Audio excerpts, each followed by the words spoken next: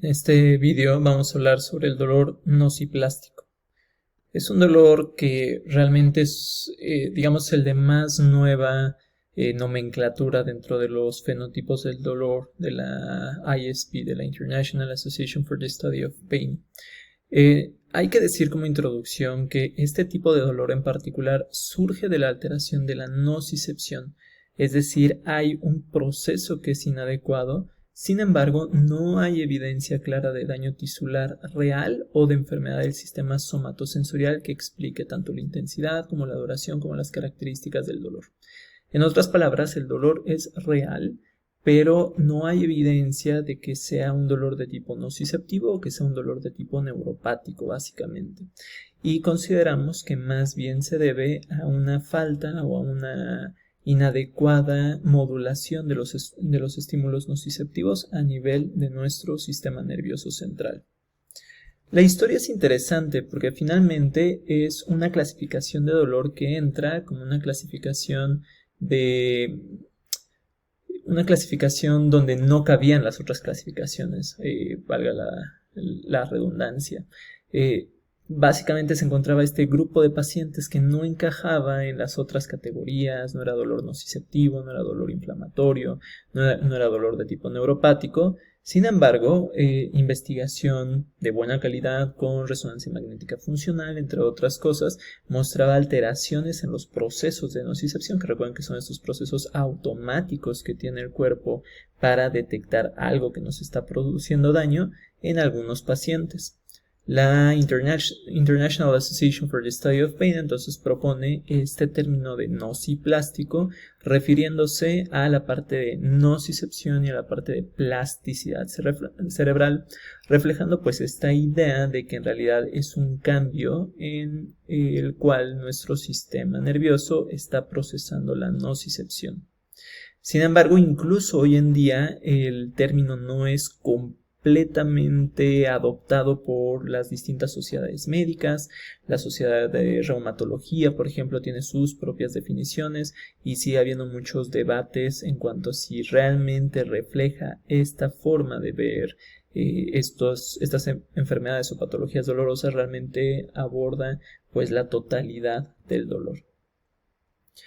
Las manifestaciones clínicas del dolor de tipo nociplástico van a ser las siguientes. Por ejemplo, en cuanto a la localización, va a ser en general difusa y no limitada al territorio anatómico específico. Esto lo vemos particularmente en síndromes o en condiciones como la fibromialgia o por ejemplo el síndrome de intestino irritable, que claramente esta localización del dolor es difusa, pero además no tiene un correlato anatómico verdaderamente claro. La intensidad va a ser muy variable, desde leve hasta incapacitante, sobre todo en algunos pacientes que tienen todavía un proceso psicológico que es diferente de un proceso nociceptivo, un proceso psicológico inadecuado con respecto a las habilidades de coping en el dolor, de enfrentar este dolor. Por supuesto que la duración de este tipo de síndrome suele ser crónico. La descripción entre cada uno de los pacientes va a ser sumamente variable. Va a haber pacientes que lo van a describir como un dolor agudo, como un dolor bien localizado, sin embargo, al mismo tiempo con características a veces difusas, mientras que va a haber otros pacientes que lo van a describir más bien como incomodidad o como una situación que no los tiene cómodos. Y dentro de los desencadenantes tenemos que se exacerba, por ejemplo, con el movimiento, pero sobre todo, y aquí muy importante, con el contexto emocional y psicológico. Van a ser casos clásicos donde el paciente o la paciente refiere más dolor cuando tiene más estrés emocional o cuando algo en su vida ha cambiado y entonces la situación psicológica no es la misma que previamente tenía. También como manifestaciones clínicas vamos a encontrar de manera consistente en estos tipos de dolor nociplástico que va a haber fenómenos como la hiperalgesia y la alodinia, que son fenómenos de sensibilización, solamente que aquí creemos que esta sensibilización es predominantemente central. También vamos a tener fenómenos que no suelen acompañar otros tipos de dolor, por ejemplo el dolor nociceptivo, el dolor inflamatorio o el dolor neuropático, no suelen ser necesariamente acompañados de fatiga, pero aquí va a ser un dato pivote, va a ser un dato cardinal. Vamos a tener más trastornos del sueño que los otros tipos de dolor, incluso que el dolor neuropático, Y estos trastornos del sueño los vamos a ver de distintos tipos, desde la dificultad para conciliar el sueño, distintos despertares nocturnos o simplemente un sueño no reparador y entonces el paciente se levanta cansado. Y finalmente, pues vamos a tener también de manera muy importante síntomas psicológicos como ansiedad y depresión en este tipo de patologías. Veamos algunas condiciones específicas que cursan con dolor nociplástico y quizá la más característica de todas es la fibromialgia. ¿Qué van a tener los pacientes que tienen fibromialgia? Pues van a estar caracterizados por un dolor de tipo músculo-esquelético generalizado. Este dolor es en general difuso. Sabemos que hay como distintos puntos trigger, distintos puntos gatillo del dolor, pero vamos a tener además consistentemente fatiga, trastornos del sueño, una sensación de rigidez o cansancio matutino y por supuesto lo que decíamos, los puntos sensibles. En gran medida, la causa de la fibromialgia es desconocida, aunque hoy consideramos que tiene una gran relevancia el procesamiento de la información nociceptiva a nivel de la matriz del dolor y sobre todo a nivel de los sistemas moduladores descendentes del dolor. Y el tratamiento tiene que ser multimodal, es decir, no solamente podemos abordar la parte de la analgesia clásica, sino de manera muy importante vamos a tener que abordar la parte de las formas en las que está enfrentando el paciente el dolor, en las que está adaptándose a él. Y entonces vamos a tener una forma de tratamiento que definitivamente no se puede reducir a analgésicos, sino vamos a tener que tener psicoterapia, vamos a tener que tener terapia ocupacional y distintos procedimientos o distintas actividades que ayuden al paciente a mejorar su relación con el dolor. Aguas que aquí no significa que el dolor no exista, el dolor es real, el dolor ahí está. Pero la forma que tiene el paciente de tener coping o de tener esta situación de modulación de este dolor, pues suele ser inadecuada. Y en esta imagen de un artículo de revisión publicado en Nature Rheumatology, pues podemos ver la gran cantidad de síntomas que no están propiamente relacionados a la patología dolorosa.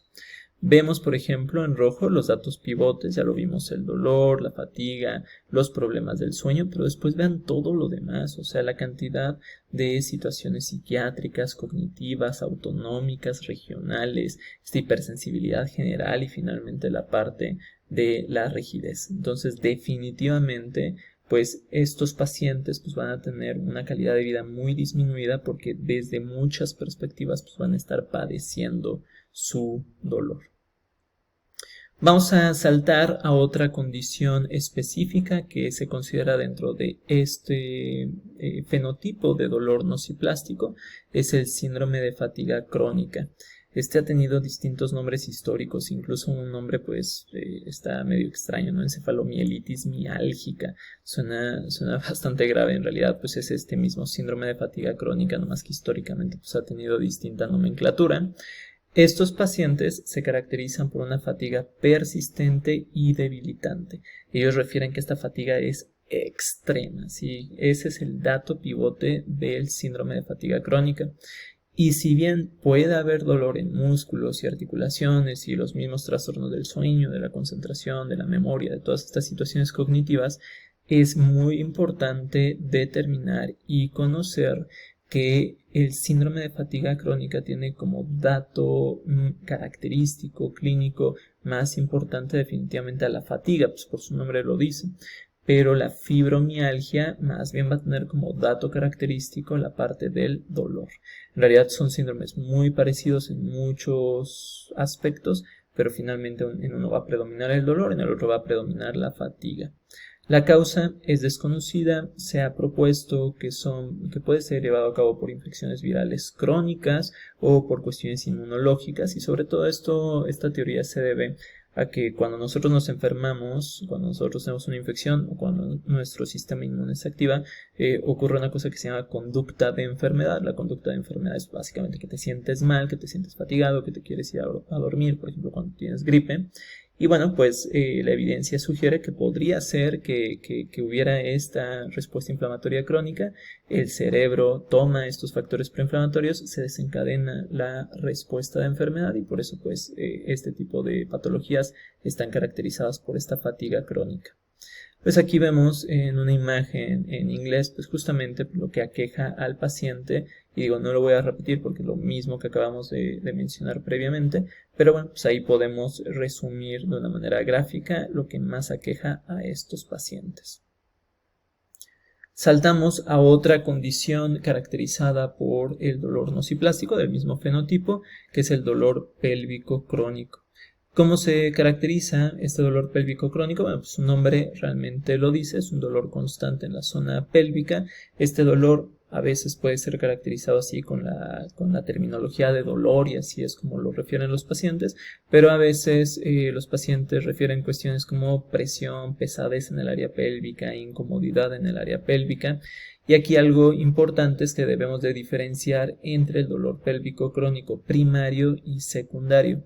Porque cuando se trata de un dolor pélvico secundario, es decir, secundario a otra patología, definitivamente no podemos pues comentar, no podemos considerar que este dolor es de tipo nociplástico. Finalmente, si alguien tiene, por ejemplo, endometriosis, si alguien tiene una enfermedad pélvica inflamatoria crónica, si alguien tiene adhesiones después de alguna intervención quirúrgica o tiene algún atrapamiento nervioso, bueno, pues cada uno de estos va a tener su propio fenotipo de dolor, algunos nociceptivo, otros de tipo inflamatorio o algunos incluso de tipo neuropático, pero bueno, ese será el fenotipo del dolor. Pero cuando este dolor pélvico crónico no tiene una causa aparente y sin embargo existe, entonces es cuando hablamos predominantemente del dolor de tipo nociplástico. Y aquí, por ejemplo, predomina mucho una patología que es la cistitis intersticial, que es altamente caracterizada por este dolor que no parecería tener como un correlato inflamatorio por más que el término diga cistitis y que realmente pues es una interpretación del cerebro de algo que está ocurriendo a nivel pélvico. El tratamiento tiene que ser específico dependiendo de cuál es la causa en particular que está produciendo este dolor pélvico y de nuevo la analgesia tiene que cubrir distintos aspectos de la complejidad del ser humano al momento de que tenemos dolor, porque si no, no vamos a poder tener una analgesia eficaz. Y así como estos síndromes que hemos visto, pues encontramos una gran cantidad de condiciones específicas que cursan con dolor de tipo nociceptivo, con este tipo de fenotipo. Como les había mencionado previamente, tenemos por ejemplo al síndrome de intestino irritable, al dolor temporomandibular, particularmente cuando no hay algo que lo esté produciendo, algo muy obvio que lo esté produciendo, a la cefalea tensional, que definitivamente tiene mucho que ver con aspectos emocionales y de cómo manejamos esos aspectos emocionales, al dolor posquirúrgico crónico, cuando ya no se encuentra una lesión que esté perpetuando el dolor, al síndrome de dolor regional complejo, aunque este tiene un componente autonómico muy importante, al síndrome de dolor miofacial crónico, que se parece un poco a la fibromialgia, síndrome de vejiga dolorosa, que es parecido a la cistitis intersticial y un largo etcétera. Es decir, vamos a encontrar muchas patologías que tienen un componente nociplástico o que definitivamente en su totalidad pueden ser pues caracterizadas por el dolor de tipo nociplástico. Como habíamos mencionado previamente, dentro de los mecanismos fisiopatológicos tenemos definitivamente procesos de sensibilización central. Esta sensibilización puede ocurrir desde a nivel de la médula espinal, pero también a nivel de circuitos supraespinales, por ejemplo, a nivel de circuitos ya propiamente de la matriz del dolor. Tenemos fenómenos de desregulación en la modulación descendente del dolor. Recuerden ustedes esta gran cantidad de estructuras que de lo que se encargan es de modular el input nociceptivo, como la sustancia gris periacueductal, la médula rostroventromedial, el locus ceruleus, y esto eventualmente pues no está funcionando lo suficientemente bien y posiblemente ni siquiera es que estén disminuyendo el input nociceptivo, sino en algunas ocasiones incluso lo están potenciando, lo están amplificando, y esto se ha visto con algunos estudios de neuroimagen funcional. También podemos tener alteraciones propiamente en la matriz del dolor. Esto también se ha realizado con distintos estudios de conectividad cerebral. Entonces, la matriz del dolor, recuerden que es este conjunto de estructuras que conectan distintas regiones de nuestro encéfalo que nos permiten tanto percibir la parte somatosensitiva del dolor como la parte emocional del sufrimiento del mismo. Y se ha visto en algunos pacientes que tienen dolor nociplástico que la conectividad es anormal en estas áreas. Y finalmente hay que hacer mucho hincapié que definitivamente los estados emocionales están muy involucrados en la generación de dolor, pero no tendríamos por qué pensar que es una situación que el paciente se está inventando o que quiere sufrir nada más pues porque tiene deseo de sufrir. La verdad es que estas son interpretaciones inadecuadas, porque recordemos neurofisiológicamente, neurobiológicamente, nuestra corteza del cíngulo anterior y nuestra corteza insular, que son dos grandes áreas límbicas, están participando de manera activa en la matriz del dolor. Entonces, finalmente, el dolor no es menos real porque se esté produciendo como consecuencia de una actividad anormal de estas regiones cerebrales, porque cuando nosotros tenemos un dolor típico, digamos, también se activan estas regiones cerebrales. Entonces, que es muy importante hacer hincapié en el que el paciente está sufriendo este dolor. No es una situación de, como le dicen en inglés, de malingering, de intentar sacar un beneficio de esto. Es una situación donde el paciente está presentando este dolor. El diagnóstico es específico por cada condición y en general es muy desafiante. Podemos utilizar cuestionarios estandarizados, podemos hacer distintos tipos de evaluaciones psicológicas que pueden abonar a nuestro diagnóstico de un dolor nociplástico. Definitivamente tenemos que hacer un abordaje muy extenso en estos pacientes, incluso más que en el paciente con dolor clásico, ¿no? Con una neuropatía diabética o con una neuralgia del trigémino. Porque en estos casos la historia clínica, el examen físico, una evaluación integral, una evaluación de la persona y de su contexto es particularmente relevante, porque hay que quedar muy claros en esto. Todas estas condiciones que hemos visto de dolor nociplástico son diagnósticos de exclusión. Es decir, uno no puede llegar como primer diagnóstico a fibromialgia. Uno tiene que quitar otros diagnósticos. Esto es bien relevante porque a veces se nos pueden ir diagnósticos, a veces hasta catastróficos, como por ejemplo cánceres, porque nosotros estamos interpretando pues que tiene una causa psicológica el dolor del paciente. Entonces es muy importante agotar todas las posibilidades diagnósticas antes de propiamente hacer un diagnóstico de un dolor de tipo nociplástico. Como les decía, el tratamiento tiene que ser multimodal y tiene que ser multidisciplinario. Tenemos que involucrar a médicos, a fisioterapeutas, a psicólogos, a artistas incluso, que nos ayuden para que el paciente pueda superar su condición dolorosa. Dentro de la parte farmacológica también podemos dar fármacos, no tanto como AINES, aunque a veces pueden ser de utilidad, sino más bien como antidepresivos o anticonvulsivantes, que realmente tienen más bien el propósito de modular la parte de nuestro sistema nervioso central. No los estamos dando ni siquiera tanto por su cuestión antidepresiva, por ejemplo, los antidepresivos, sino más bien porque se ha demostrado que pueden aumentar el tono de estos sistemas moduladores descendentes del dolor. La terapia física y la rehabilitación es muy importante para estos pacientes, sobre todo pues porque les ayuda también a reaprender que su patología no necesariamente tiene que producir dolor todo el tiempo. Entonces es muy importante la terapia, la fisioterapia clásica, la terapia ocupacional, la electroterapia en algunos pacientes puede ser bastante útil. Por ejemplo, la estimulación magnética transcranial tiene un papel muy importante en el tratamiento de la fibromialgia y cada vez se está utilizando más y cada vez encontramos evidencia de mayor calidad que sustenta su uso.